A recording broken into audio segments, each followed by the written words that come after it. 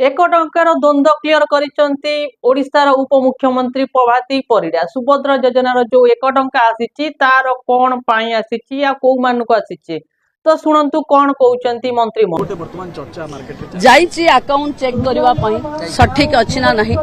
जाइछि पाखा पखी ओडिशा रे समस्त जहा जहा अकाउंट ऑथेंटिकेशन होउथिबो कारण आमे चाहिबु सुभद्रा बाटमारणा न हो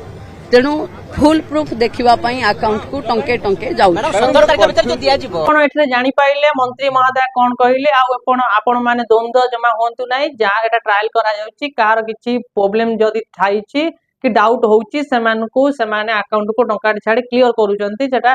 डेबिट होउची कि नाही तो सेतिपति आपण टेंशन नियंतु काहे कि ना समिस्त पाखकु ठीक समय रे उचित टाइम रे सरकार पठेबे ए कथा खोज उपमुख्यमंत्री कहिचंती तो कोनोसी टेंशन